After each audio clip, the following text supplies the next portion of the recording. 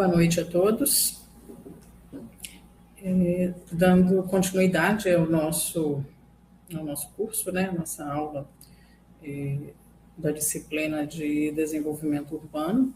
Nós havíamos trabalhado no primeiro momento a questão conceitual, né, envolvendo o desenvolvimento urbano em si.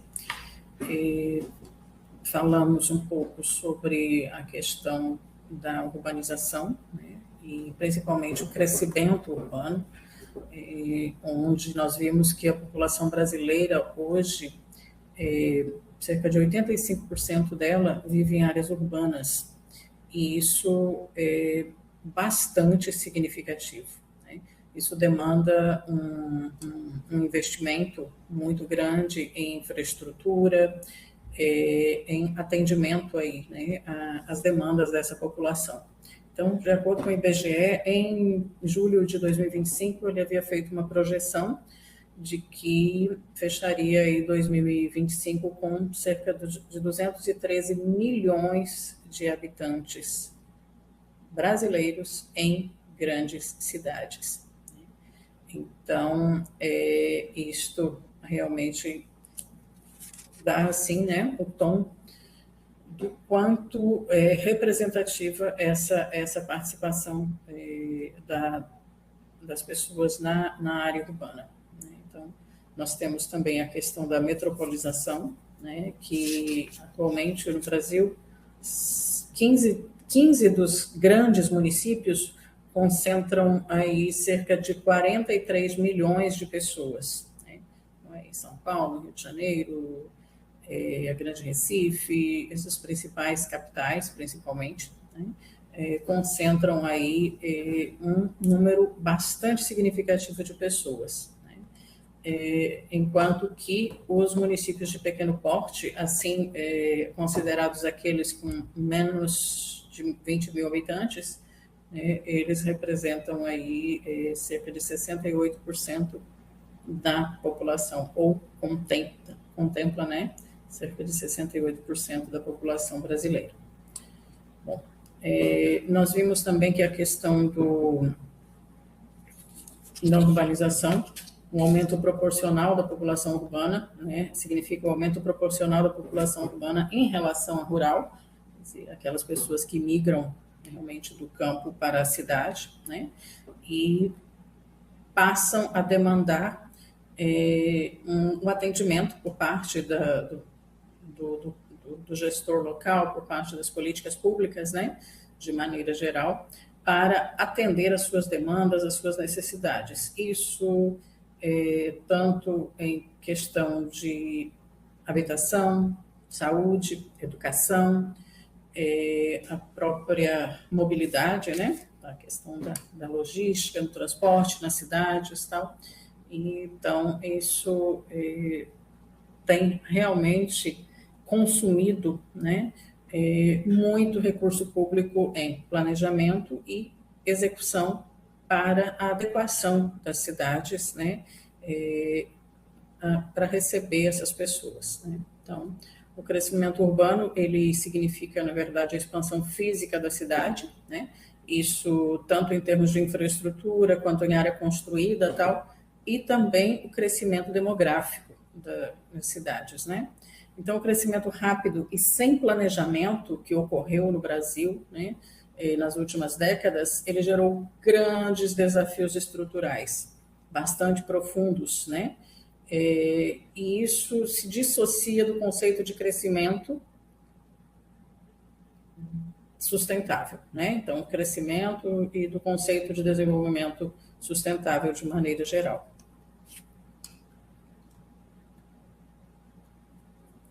Bom, só recapitulando, nós abordamos na aula anterior, né, a questão do Plano Diretor Municipal, que é a principal lei que estabelece os parâmetros para a utilização dos espaços urbanos, né, onde, por meio do plano diretor, o município ele estabelece, na verdade, as zonas, né, onde se vai construir, o que se pode construir. Tem a questão, por exemplo, de definição em alguns municípios de parques industriais, quer dizer, são aquelas áreas especialmente preparadas para receber, né, indústrias, tal, principalmente com o objetivo de retirar, principalmente dos grandes centros, né? Então, o plano diretor, ele é obrigatório para todas as cidades com mais de 20 mil habitantes, ele deve ser revisado a cada 10 anos, e o ponto principal, tanto da elaboração quanto na revisão desse plano diretor, é que precisa haver a participação popular.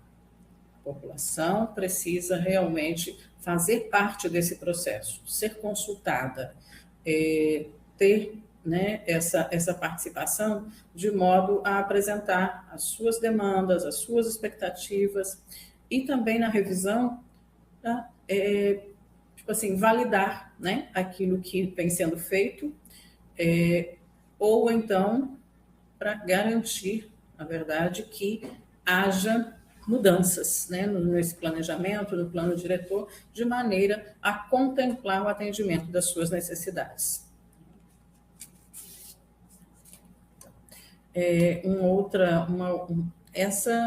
No caso, o plano diretor é uma lei municipal. Cada município, acima de 20 mil habitantes, mas nada impede que os que têm menos também realizem, né?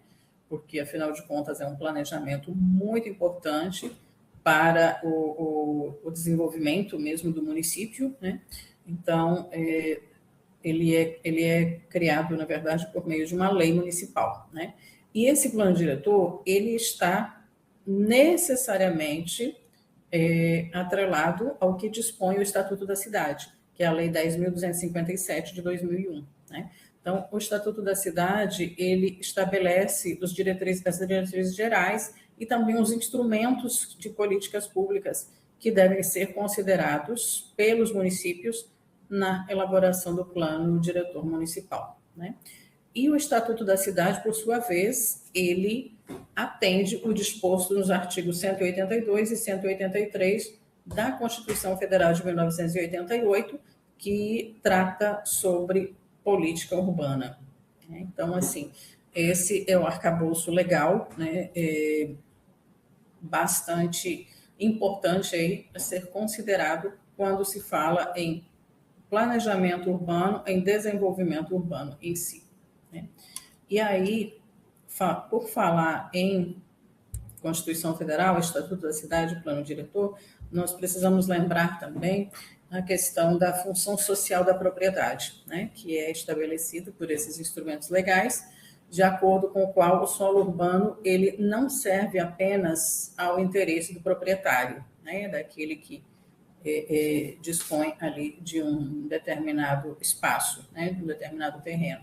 O direito de propriedade ele é condicionado ao bem-estar coletivo e deve ser utilizado aí para moradia, para lazer, saneamento, mobilidade. Então, no momento de elaboração do plano diretor municipal e também de uma outra lei no âmbito municipal, que é a lei de parcelamento de solos urbanos, né? Ele deve considerar essa questão do bem-estar coletivo, né? De atender, por exemplo, deve prever ali áreas de preempção, que são aquelas áreas dentro de determinado bairro, por exemplo, que onde devem ser instalados, virão a ser instalados, né? Praças, postos de saúde, também, de repente, uma base de polícia, né? Uma base policial e coisas desse gênero, ok? Então, é algo que o município já deve prever na sua legislação. E, então, quando algum empreendedor ou alguma empresa protocola um projeto para criação, né, de um novo loteamento, por exemplo, em determinado município, nesse projeto já deve contemplar essas áreas de preempção, que serão doadas, na verdade, para o município, para que o município possa instalar esses serviços públicos que vão atender a coletividade. Então, nós podemos dizer, na verdade, que o plano diretor, ele é o DNA da cidade, né? Ele é o principal instrumento da política urbana, no nível brasileiro, né, nível nacional, e ele não é apenas um mapa ou uma carta de intenções, é uma lei municipal, né, uma legislação mesmo, que define como o território deve ser ocupado, garantindo também a função social, né?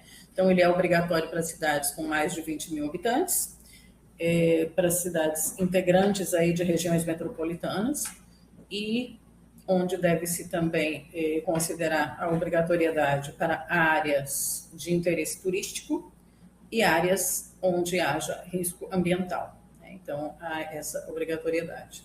Em relação às funções essenciais do plano diretor, deve-se considerar aí a definição do zoneamento, onde se estabelece onde e o que construir, né?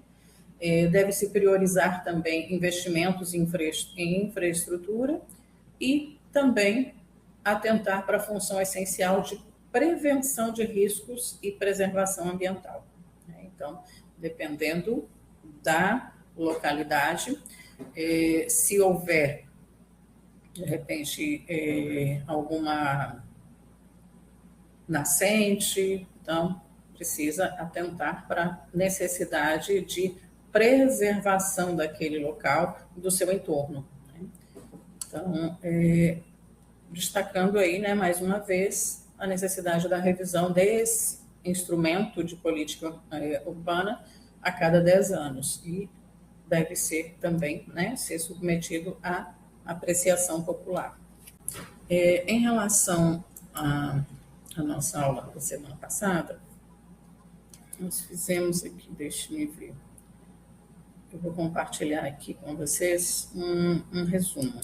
Então, ele fala justamente da questão dos fundamentos de gestão, apresenta conceitos básicos, né? Então, o material que foi trabalhado, que foi disponibilizado, já referente à aula anterior, ele apresenta aí a questão dos conceitos básicos da importância social e as principais ferramentas legais que norteiam o planejamento das cidades com vistas ao desenvolvimento urbano, né?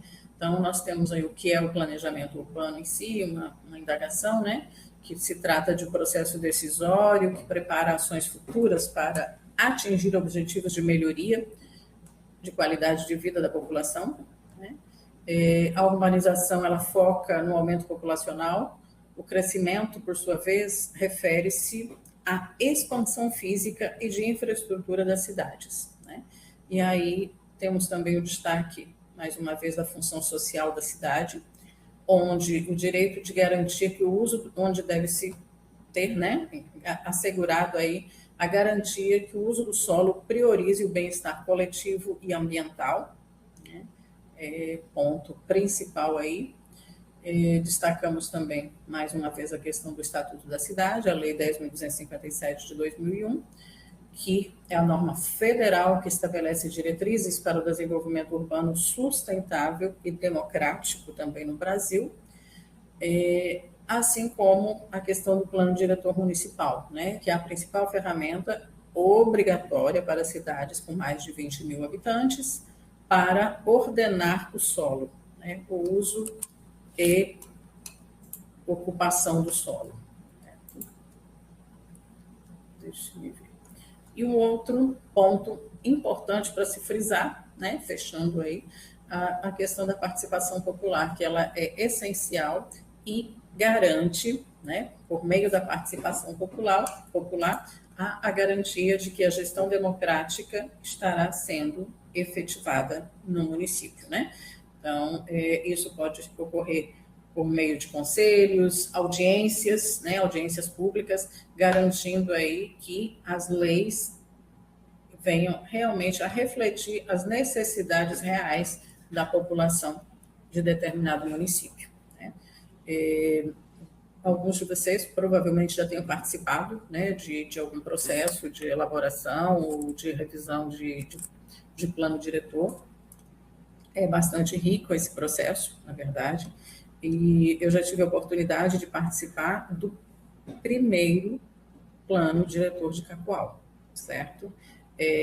Na época, a empresa uma cooperativa, salvo engano, contratada, estabeleceu uma parceria com a Universidade Federal de Rondônia e eu fui incumbida de representar a universidade nesse processo aí, e principalmente de acompanhar o trabalho, né, desenvolvido por acadêmicos no levantamento de dados de campo, realmente, né? Então, é um processo riquíssimo, onde a gente aprende muito, conhece muito, na verdade, a realidade do município, né? E, assim, quem não tiver participado ainda, tiver a oportunidade, o faça, porque justamente por meio dessa participação, da nossa participação, né, que nós temos condições de fazer valer os nossos direitos enquanto cidadãos e também de assegurar que a legislação estará sendo cumprida, né? Então, é bastante interessante. Bom, basicamente é isso, né? Só fazendo um breve resumo aí, né, da abordagem na aula anterior. Sim, nós falamos também sobre a questão, né, da sustentabilidade, que é de suma importância, né, para ser observado no município, assim, e também os indicadores, né, os indicadores de desenvolvimento, a exemplo do IDH, o coeficiente de Gini e tantos outros aí que a gestão pública pode lançar mão, né, para acompanhar, na verdade, como que está ocorrendo a aplicação das políticas públicas e também para se embasar para mudanças, né, para alterar planejamentos, para estabelecer novas políticas públicas, de maneira a atender às demandas coletivas. Bom, vocês vão acompanhando aí, né? Nós disponibilizamos. Esse material já foi disponibilizado. Nossa aula 2, que trata sobre o desenvolvimento sustentável e os impasses da gestão urbana, né? Então, onde nos situando aqui no conteúdo da disciplina. Estamos na unidade 1, segunda aula, né, que trata das teorias, abordagens e indicadores, unidade 1, teorias, abordagens e indicadores do desenvolvimento urbano, e o foco da aula 2 é explorar a tensão teórica e o crescimento econômico, entre o crescimento econômico e limites ecológicos, de acordo com Romeiro, né, uma daquelas bibliografias que nós disponibilizamos, e contrastar com a realidade prática da gestão municipal brasileira e dos instrumentos fiscais. Deixa eu só dar uma melhoradinha aqui na altura.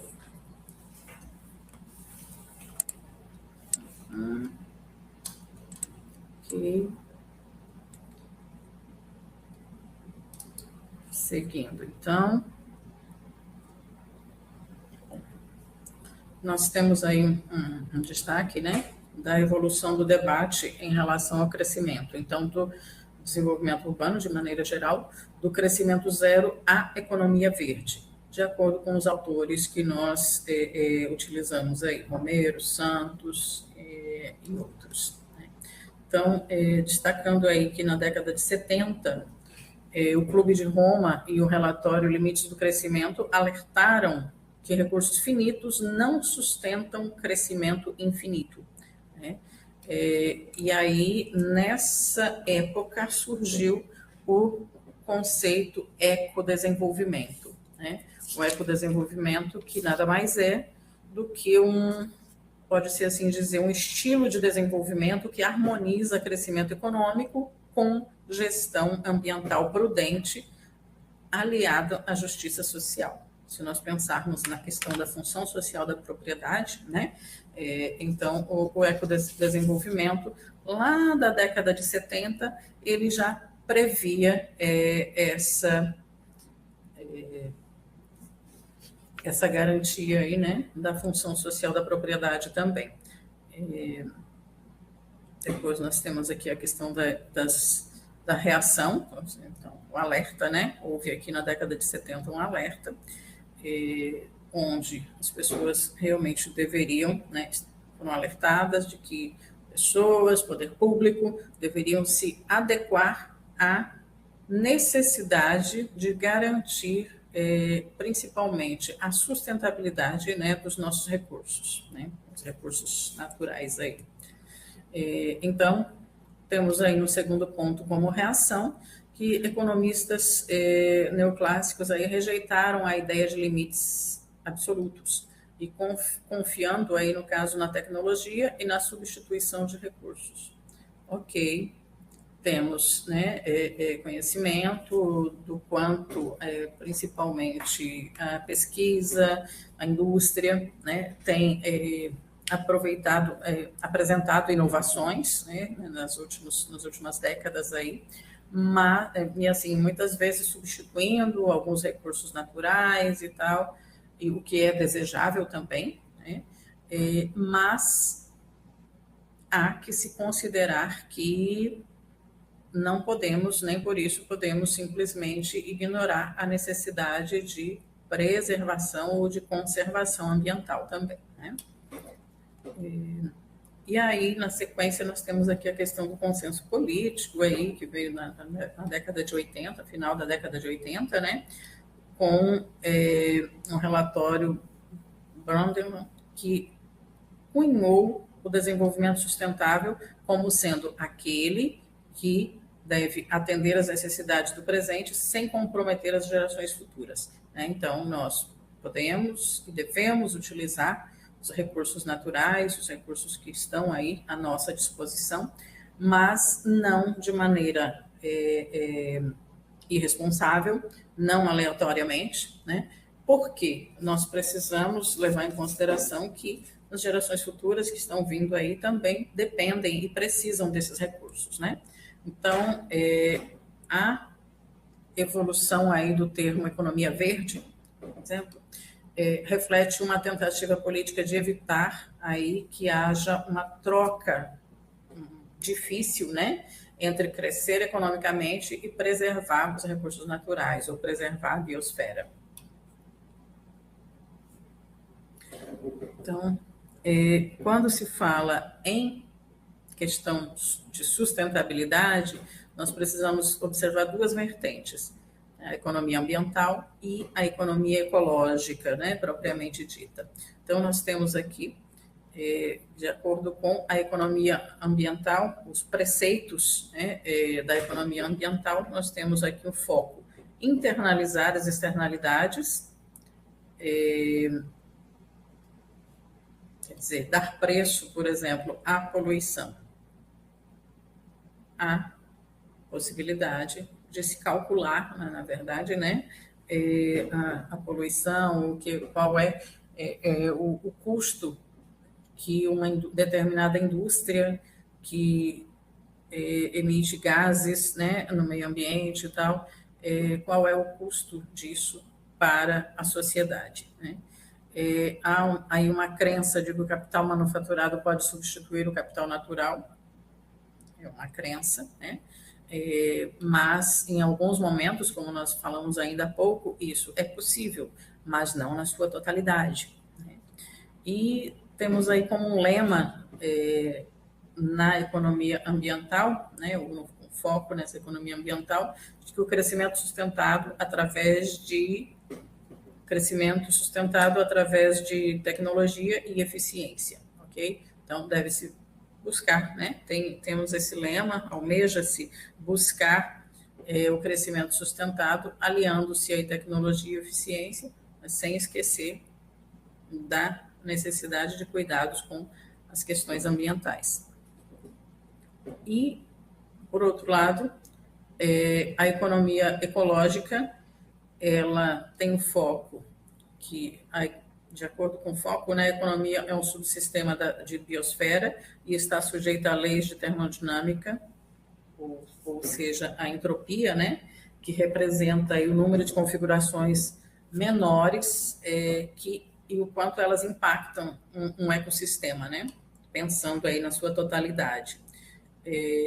Há uma crença de que o capital natural é complementar e insubstituível, né? E também a economia ecológica, ela tem como conceito a questão da escala sustentável, né? A economia não pode crescer além da capacidade de carga da terra. Então, é interessante, tem uns aplicativos, inclusive, que possibilitam a gente calcular qual é a nossa pegada de carbono, né? Talvez alguns de vocês já tenham feito uso disso. Se não, fica aí a sugestão para que procurem aí, né? Nós temos diversas opções, né, de cálculo da pegada de carbono para verificar, de acordo com o seu consumo, né, com a sua realidade, desde da número de peças ou metro quadrado da sua casa, quantos veículos tem da sua família, né, que a sua família utiliza, e outras, a questão de hábitos de consumo, tal. Então, essa pegada, o cálculo da pegada de carbono, ela possibilita nós conhecermos, na verdade, qual é a nossa contribuição, qual é a nossa responsabilidade nessa sobrecarga que está ocorrendo na Terra, né? E, assim, o ponto final aí é você descobrir que quantos planetas, né, você precisaria, ou quanto o planeta Terra precisaria aí para continuar mantendo esse seu padrão de consumo. É interessante para fazer essa verificação.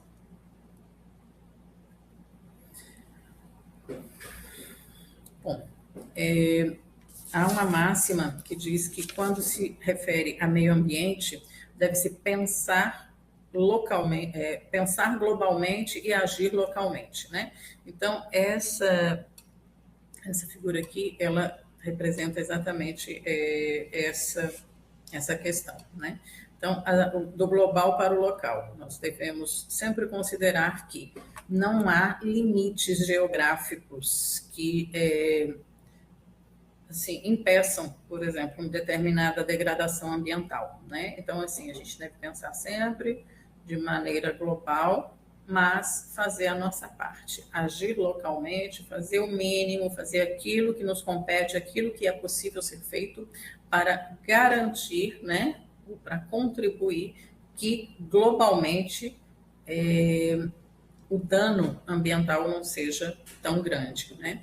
Então, nós temos que a questão das limitações ecológicas globais, elas exigem ações locais, e no Brasil o palco dessa disputa é justamente o município, né? Então, os municípios, eles têm essa função também, né, de promover, por exemplo, a questão da educação ambiental.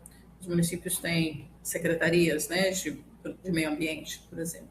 A Secretaria do Meio Ambiente, ela desempenha um papel muito importante na propagação de boas práticas, né, voltadas aí para a questão dos resíduos sólidos, né, da reutilização, a educação ambiental de maneira geral. Então, é muito importante que em um planejamento de ações, né, da secretaria, por exemplo, seja contemplada essa questão da educação ambiental, né? Então, assim, é no município que as coisas acontecem e é a gestão pública do município que deve levar isso em consideração, né?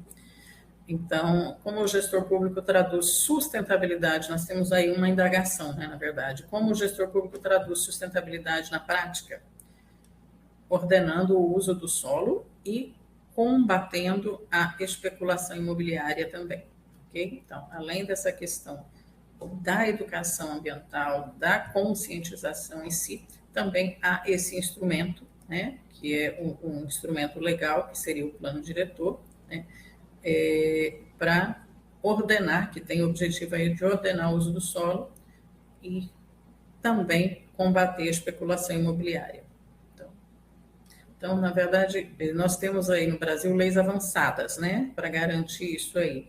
Mas para que nossas cidades continuem crescendo de forma desordenada, como atuar, né, para que as cidades continuem crescendo de forma desordenada e insustentável? Por que, melhor dizendo, por que as nossas cidades continuam crescendo de forma desordenada e insustentável? Né? Mecanismos têm. Legislação estabelecendo o que deve ser feito, o que não deve ser feito, o que não pode ser feito, temos, mas alguma coisa que ainda não está batendo, né, em relação a isso. Aí, aqui, enfatizando mais uma vez a questão do Estatuto da Cidade e a sua função social, né? A Constituição de 88 e a Lei 10.257 de 2001, que é o Estatuto da Cidade, estabelecem que o direito de propriedade não é absoluto, né? Então, aqui entra justamente o conceito de função social da propriedade, onde o proprietário tem o dever de usar o imóvel de forma compatível com a segurança, o bem-estar e a infraestrutura coletiva. Então, o município tem um outro mecanismo legal chamado Código de Posturas, né?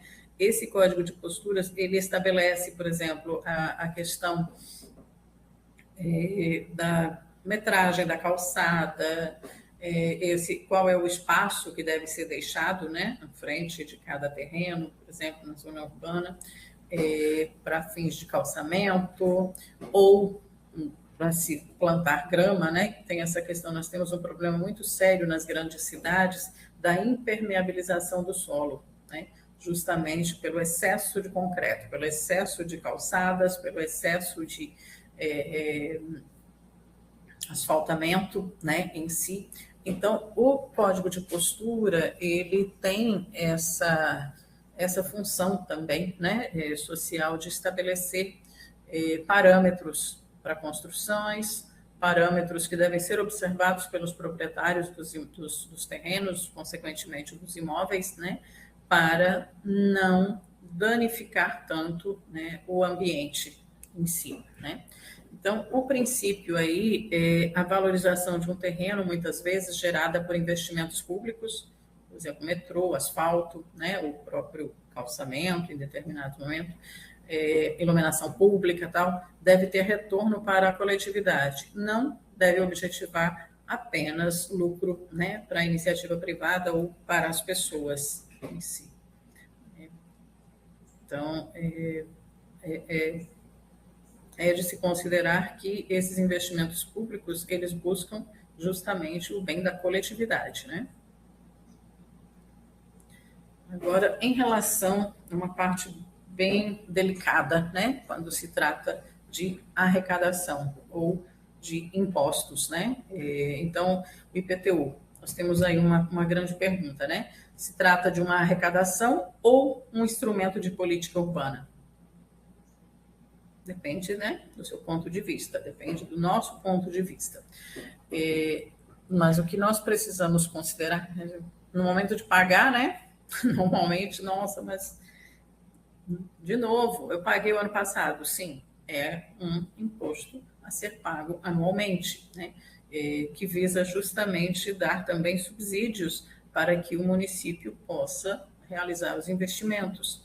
E mesmo assim, nós sabemos que não é suficiente. Né? Então, os municípios eles não dispõem de receita própria suficiente para fazer frente à demanda, à necessidade de infraestrutura urbana que precisa. Né? Principalmente com o aumento populacional, com o crescimento das cidades, né? Então, é fato que só a arrecadação, o IPTU, o ITBI, as contribuições de melhoria e tal, não são suficientes, né?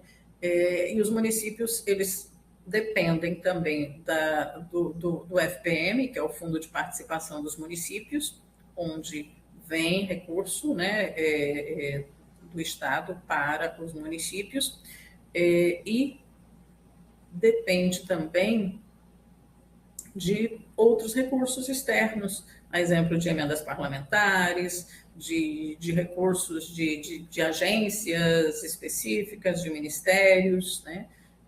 Então, sem isso, é praticamente impossível investir, principalmente em infraestrutura, né? Normalmente, a arrecadação dos impostos municipais em si, eles fazem frente à manutenção. Normalmente é isso, né? Então, demanda realmente buscar mais recursos para que tenha condições realmente de atender as demandas da coletividade, principalmente no que tange à infraestrutura, né?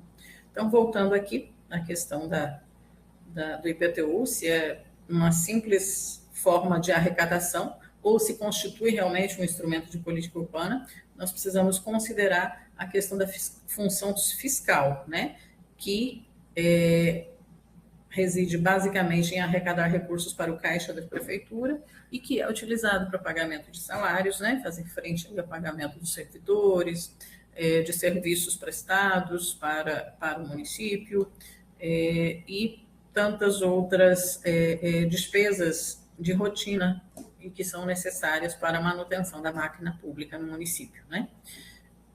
Por outro lado, nós temos a questão da função extrasocial, extrafiscal, que é a regulatória, né?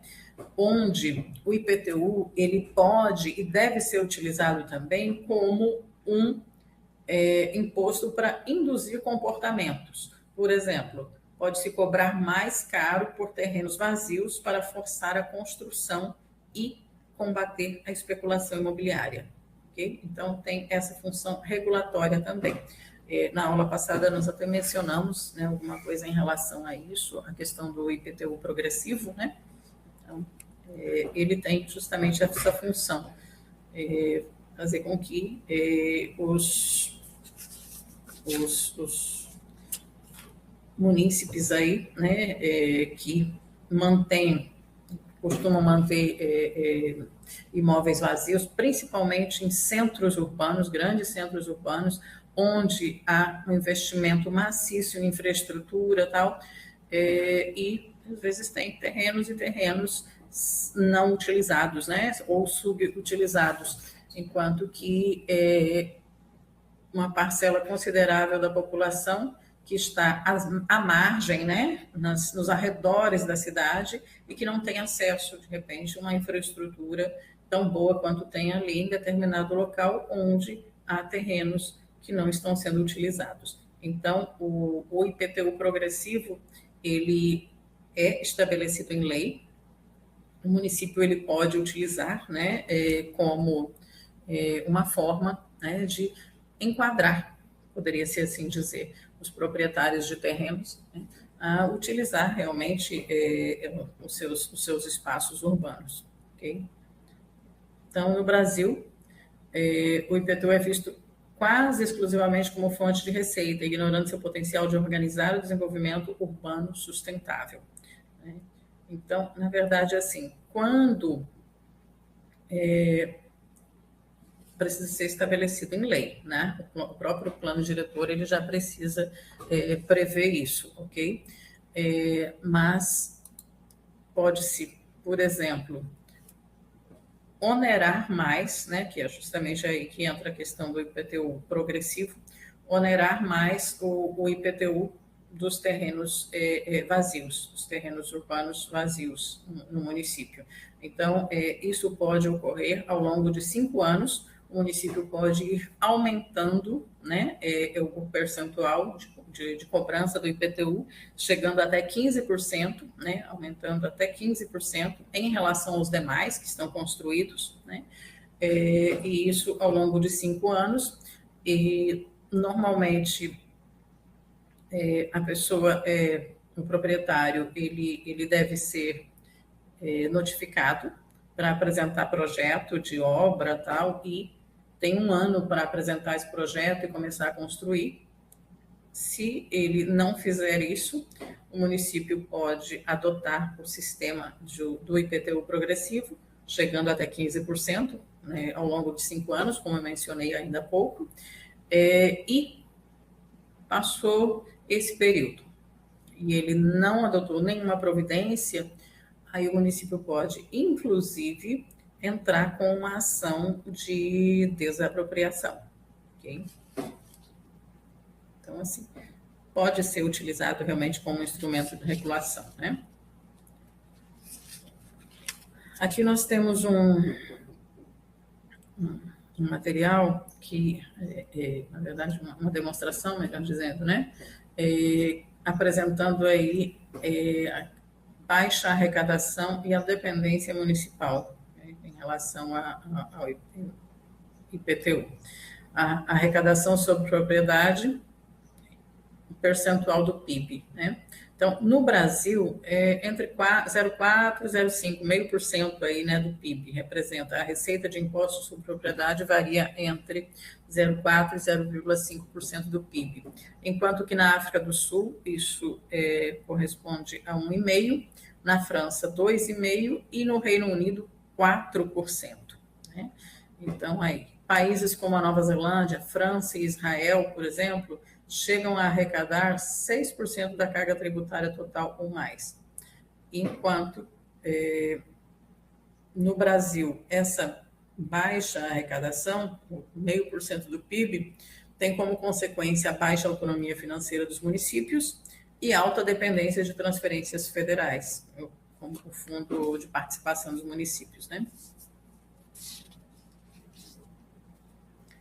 Então, uma pergunta aí, né? Por que o IPTU progressivo não funciona na prática? Então, nós temos elencados aí alguns obstáculos identificados aí por Santos, né? Está na nossa bibliografia. Um dos obstáculos é o político, né? O custo político de aumentar impostos ou tributar grandes proprietários de terras ociosas gera rejeição eleitoral e pressão por parte de alguns grupos da sociedade, né, local. Então, essa questão política, ela é bastante séria, né, quando se fala em aumentar impostos, em aumentar... Na aula anterior, até foi mencionada a questão do serviço de água, né, de água e esgoto, e teve uma fala justamente nesse sentido, né, de que toda e qualquer tentativa de se reajustar o valor da água de determinada cidade, de determinado município, isso ocorre, não é só lá, né? É a realidade brasileira, na verdade.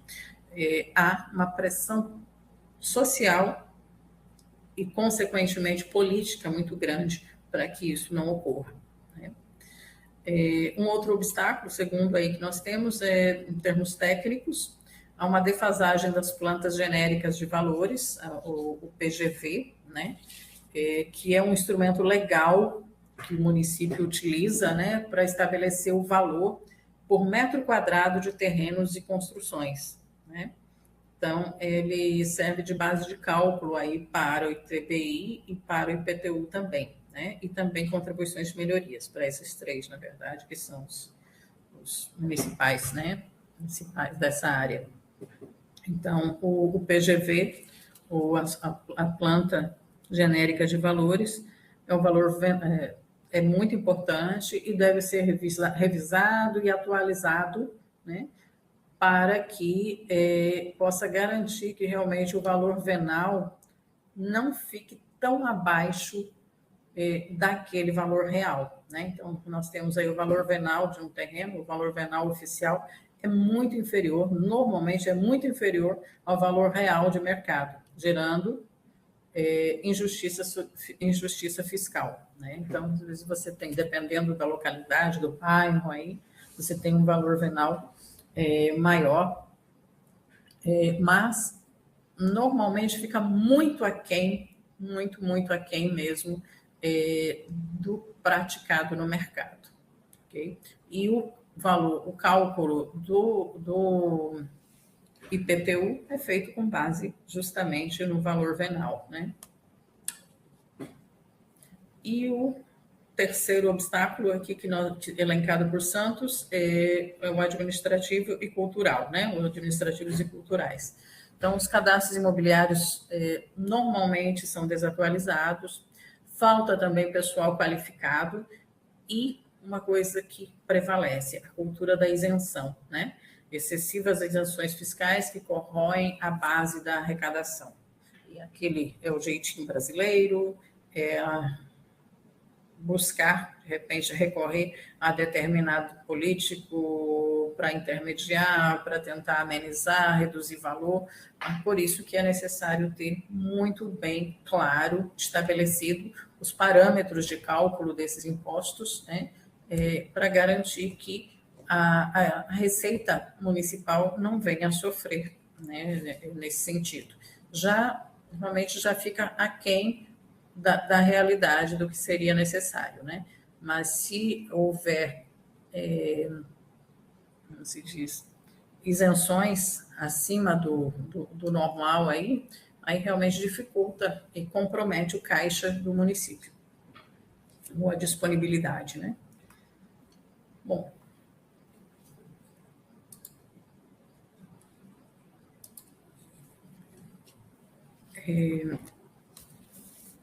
nós temos aqui uma outra representação aqui, né? Das consequências urbanas e ambientais da questão da cidade difusa, né? Onde nós temos aqui um centro de infraestrutura subutilizado, considerando aqueles imóveis vazios que tem, né, de repente em grandes centros urbanos aí. Temos a questão da expansão para buscar terras mais baratas, porque esse centro de infraestrutura aqui, que normalmente é subutilizado, ele implica necessariamente em terrenos mais valorizados, né, com um valor de mercado muito alto. Se nós pegarmos, por exemplo, a região norte e Cacoal, por exemplo, os imóveis em Cacoal, eles costumam ter um valor de mercado bastante exagerado, tá? Se comparado com inclusive alguns municípios litorâneos, por exemplo, Santa Catarina, e outros municípios, outros estados aí litorâneos, você consegue adquirir, né? Encontra imóveis bem mais baratos, às vezes bem próximo à praia tal, do que aqui em alguns bairros. Não é nem só no centro, não, tá? Em alguns bairros. Às vezes a gente costuma até brincar, né? Que o pessoal aqui não sabe brincar, na verdade. Perderam a noção. É muito a disparidade do valor do metro quadrado no centro do município de Cacoal é muito superior a muitas grandes cidades, né? Então, assim, isso acontece, né? E não é só aqui, é um exemplo, né? Mas essa supervalorização da área central e de alguns bairros faz com que muitos moradores, né, não tenham condições de permanecer ou se estabelecer mesmo, né, nessas áreas que são mais dotadas de infraestrutura e buscam, né, as áreas do entorno da cidade, né, a periferia, né, a periferia distante, normalmente que carece de serviços públicos, de infraestrutura, né, e isso causa baixa tributação em terrenos vazios centrais, quando não há essa aplicação realmente da questão do IPTU progressivo também, né? Então, ocorre aí uma baixa tributação em terrenos vazios centrais e incentiva a retenção especulativa, né? Temos como efeito aí desse fenômeno o mercado imobiliário empurra a cidade para as franjas, para o entorno, né, a periferia, e isso faz com que haja uma demanda de maior recurso por parte do município e para investir realmente em infraestrutura e atender as necessidades da população. E temos aí como impactos impacto ambiental, maior consumo de solo e de recursos naturais, e o econômico, impacto econômico, alto custo para levar água, luz, transporte, saúde, educação, né? Porque cada bairro, vocês demanda uma UPA, né? Uma unidade de pronto atendimento, um serviço de transporte, aí tem a água, tem a luz, principalmente naqueles que são criados de maneira irregular, né? Aqueles bairros, aqueles loteamentos criados de maneira irregular. Todos os municípios, eles têm estabelecido, né, uma área de expansão, né, uma zona de expansão.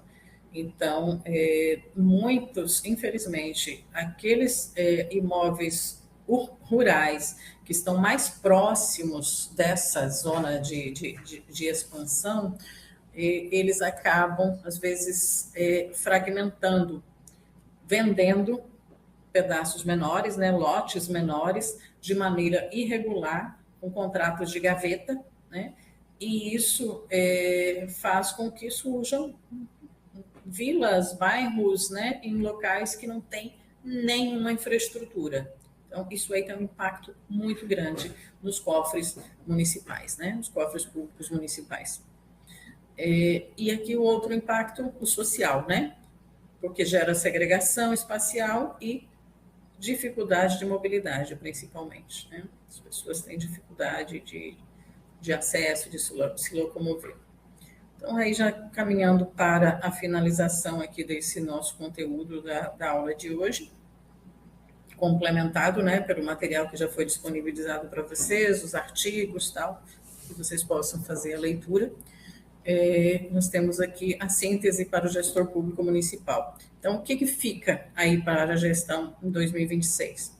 Que é uma visão sistêmica, onde o desenvolvimento local não pode ignorar os limites ecológicos globais e também a termodinâmica, né, ali do local. O uso dos instrumentos. Estatuto da Cidade oferece ferramentas, o IPTU progressivo, o PEUC, né, que precisam sair do papel, e a coragem de gestão. Uma outra sugestão aí, né, do que fica para o gestor em 2026. Atualizar a planta genérica de valores, o PGV, e investir no cadastro imobiliário, que são passos essenciais para a autonomia do município e para garantir a justiça fiscal da cidade, né? Esse PEUC aqui significa o parcelamento, edificação ou utilização compulsória, que é um outro instrumento legal estabelecido tanto pela Constituição Federal, lá no seu artigo 182, quanto pelo Estatuto da Cidade. Okay? Então, quem trabalha aí no planejamento e tal, conhece, e esses instrumentos aqui fazem parte, né, do seu dia a dia. Bom, é isso. Então, o que nós tínhamos para a aula de hoje. Esse material foi disponibilizado previamente, né? E aí agora fica justamente aquela questão, só lembrando da necessidade do fórum, né, de vocês se apresentarem lá no fórum e fazerem, redigirem, né, lá um texto se apresentando lá falando sobre as perspectivas também em relação ao curso, em relação à disciplina e tal. E na sequência vocês têm atividade, aqui ficou como atividade 1 ainda, mas na verdade eu havia alterado depois, acabei não observando aqui que nesse material inicial ainda havia ficado como atividade 1. Essa aqui é a atividade 2, que é o diagnóstico da cidade, né? Então você deve produzir um texto de 3 a 4 laudas com esquemas e imagens, né? Considerando a parte histórica, como sua cidade surgiu e cresceu, e pode inserir imagens aí comparativas.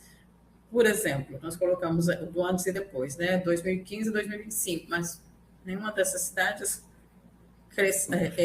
iniciou aí, surgiu em 2015. Então, quem tiver imagens tal, bem antigas, do início do município tal, pode utilizar, ok? Isso aí foi só um exemplo, assim, bem en passant mesmo, ok?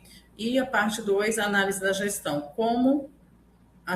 Vocês vão responder essa pergunta, né? Como a prefeitura atua no desenvolvimento urbano e analisar investimentos, legislação local e meio ambiente, né? Então, fica aqui uma reflexão, né? como que vocês vão responder essa pergunta. O comportamento da gestão impacta positiva ou negativamente no desenvolvimento? Então, é basicamente isso. Como foi falado na aula anterior, o prazo encerra agora dia 27, né? Mas se por acaso vocês não conseguirem fazer até o dia 27, aí podem fazer contato, tem os nossos tutores, né? E verificar. Provavelmente a gente possa estender aí para o dia seguinte ou até o domingo, ok?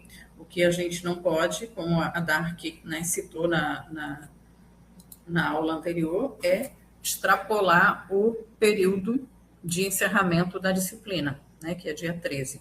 Então, mas assim também não vamos deixar esse primeiro exercício para até o dia 13, porque senão você vai acumulando, né? Mas se for necessário um dia ou dois a mais aí, a gente pode realmente contemporizar isso, ok? Bom, então isso é isso que nós tínhamos para compartilhar hoje com vocês.